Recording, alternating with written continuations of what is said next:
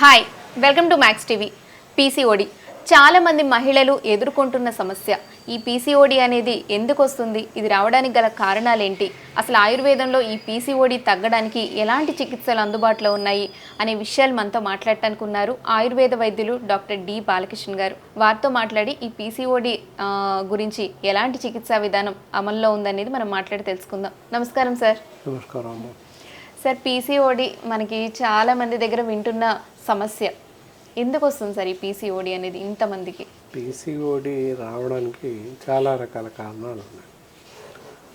ఇప్పుడు ఉన్నటువంటి జీవన శైలి, మనం జీవిస్తున్నటువంటి జీవన విధానం, ఇవన్నీ ప్రధాన కారణాలు. అలాగే వెళ్తూ ఉన్నట్లయితే హార్మోన్ ఇంబ్యాలెన్స్ జరుగుతుంది.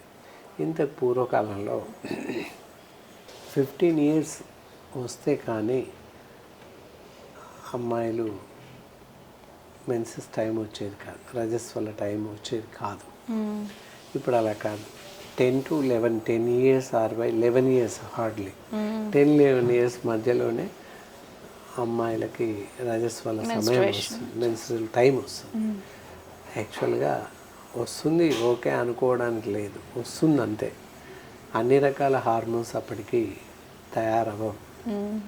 సో అది మేజర్ ప్రాబ్లం.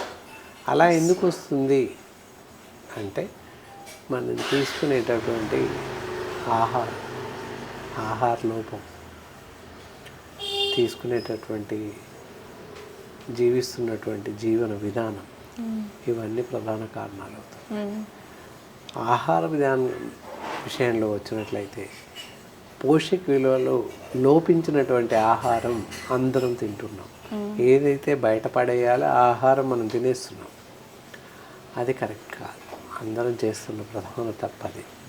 కాబట్టి మంచి ఆహారం తీసుకోవడం. మంచి అంటే ఫ్రిడ్జ్లో దాచిపెట్టిందని కాదు. వెజిటబుల్స్ 3 days తర్వాత తినకూడదు, ఫ్రిడ్జ్లో ఉంచినప్పటికీ తినకూడదు.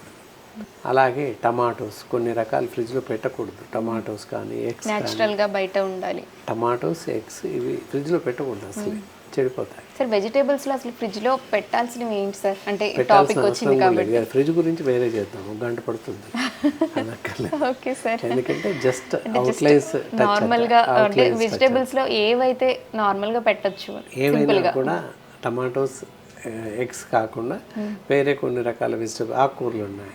వేర్ల వరకు కట్ చేసి అవి ఫ్రెష్ అప్ చేసి మిగతా కూరలు కూడా ముందు వాడిని వాటర్లో క్లీన్ చేసి డ్రై అయిన తర్వాత పెట్టుకోవాలి.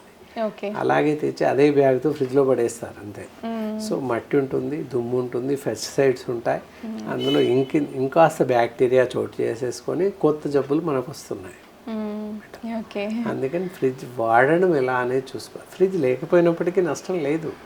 స్టేటస్ సింబల్ కోసం ఫ్రిడ్జ్ కొనుక్కుంటున్నాం. పక్కింట్లో ఉంది, మా టెండర్ ఇంట్లో, మన ఇంట్లో ఉండిపోతే ఎట్లా అని చెప్పేసి ఫ్రిడ్జ్కి సంబంధించి మనం ఇంకో వీడియో చేసుకున్నాం. అయితే అది అట్లా అవుట్లైన్స్ మీరు అడిగారు కానీ చెప్పాను. సో ఇప్పుడు మనం మాట్లాడుకునేది అయితే పీసీఓడి గురించి. ఇక్కడ వచ్చేసి ఇందాక చెప్పుకున్నట్లు ఆహార పదార్థాలు చాలా జాగ్రత్తగా తీసుకోవాలి. ప్రశస్తమైన ఆహారం, తాజా ఆకుకూరలు, తాజా పళ్ళు, తాజా కూరగాయలు ఇవి తీసుకోవాలి. పాలు పళ్ళు విరివిగా తీసుకోవాలి. అసలు పాలు తాగట్లేదు ఈ రోజుల్లో, ఎవరైనా తాగట్లేదు. ఎంత చిన్న పిల్లలు, 3 years 4 years పిల్లలు కూడా పాలు తాగట్లేదు. అవును సార్, కొంతమంది నేను కూడా చూస్తున్నాను పాలు అసలు ఇష్టపడట్లేదు. ఒకసారి ఇస్తారు తాగడానికి ప్రయత్నం, తల్లిదండ్రులు 2 సార్లు వద్దన్న తర్వాత తల్లిదండ్రులు ఇవ్వట్లేదు, పని తప్పిపోయిందిలే అని చెప్పి ఇవ్వట్లేదు.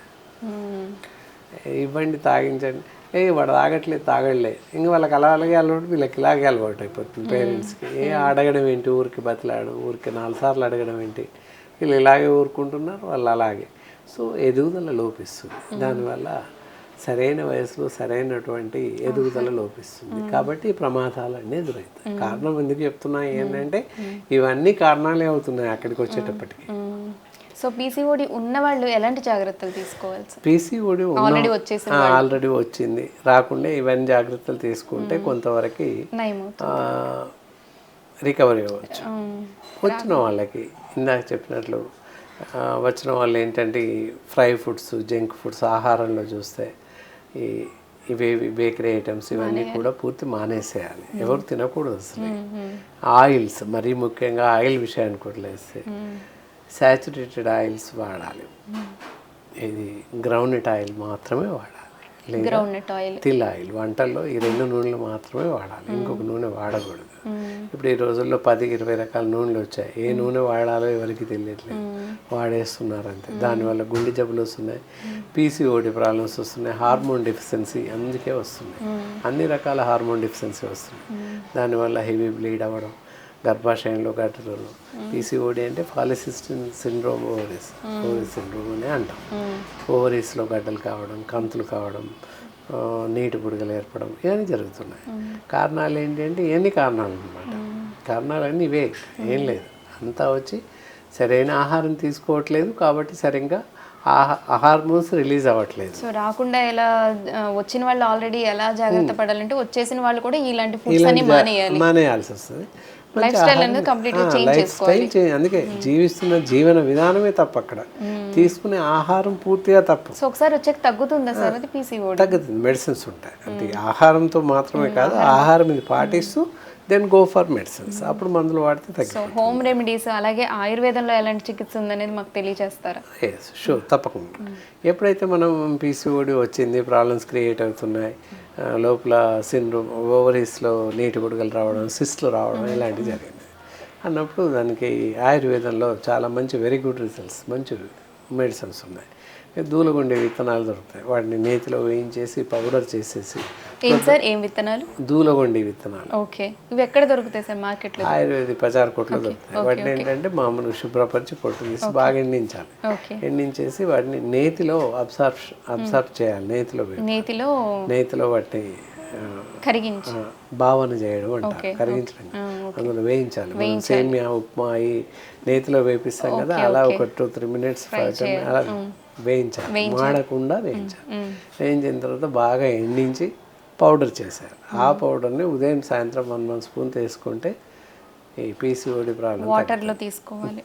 వాటర్లో 1 స్పూన్ ప్రొద్దున, 1 స్పూన్ సాయంత్రం వాటర్తో తీసుకుంటే పీసీఓడి ప్రాబ్లం తగ్గుతుంది. దాంతోపాటుగా ప్రధానాంతకవటి ట్యాబ్లెట్స్ ఉంటాయి, అశోకారిష్ట సిరప్ ఉంది, అవి తాగవచ్చు, వాటితో కూడా తగ్గుతుంది. అలా కాక ఇంకా బెస్ట్ మెడిసిన్స్ ఆయుర్వేదిలో ఉన్నాయి. ఇప్పుడు చెప్పినటువంటి రెమెడీ ఏదైతే ఉందో అందరూ చేసుకోకపోవచ్చు, చేసుకోలేకపోవచ్చు, అది కుదరని పని. అందువల్ల తప్పకుండా వైద్యుల్ని సంప్రదించడం ఎంతైనా మంచిది. ఎందువల్ల అంటే వాళ్ళకున్న కండిషన్స్, వాళ్ళ శరీర తత్వం కానీ, వాళ్ళ నాడిని పరీక్షించి అండ్ అన్ని మూలికలు మీరు ఏమేమి అవసరమో అవన్నీ ఒకే దగ్గర మీరు ఏర్పాటు చేసి ఇది తయారు చేస్తారు కాబట్టి. ఎందుకంటే జనరల్ గా మీరు చెప్తారు ఒక 4-5 రకాలు, అవన్నీ మళ్ళీ కొనుక్కొని మళ్ళీ సపరేట్ చేసుకొని అంత మళ్ళీ ముఖ్యంగా ప్యూరిఫై చేయడం ఇట్ ఈస్ వెరీ ఇంపార్టెంట్. ఇందాక భావన చేయండి అన్నాం, అది ఎలా చేయాలో తెలియదు, చెప్పాము ఎలా చేయాలి మాకు మాత్రమే తెలుసు, మళ్ళీ వాళ్ళకి తెలియదు. కాబట్టి ఎనీవే ఎటు తిరిగి డాక్టర్స్ సంప్రదించడం మంచిది. మేజర్ డిసీజ్ తయారు చేసిన మెడిసిన్స్ మార్కెట్లో దొరుకుతాయి.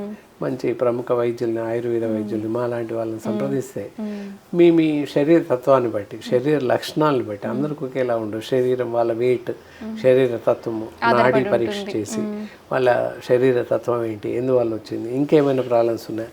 సమ్ టైమ్స్ థైరాయిడ్ ఉంటుంది, థైరాయిడ్ హార్మోన్ ఉంటుంది, షుగర్ ఉంటుంది, ఇవన్నీ ఇంటర్లింక్ అవుతాయి. అప్పుడు అలాంటప్పుడు చూసుకొని ఇంకేమైనా ప్రాబ్లమ్స్ ఉన్నాయో చూసుకొని then give to the medicine. అప్పుడు మెడిసిన్ ఇవ్వడానికి అవకాశం తేలిగ్గా ఉంటుంది అన్నమాట.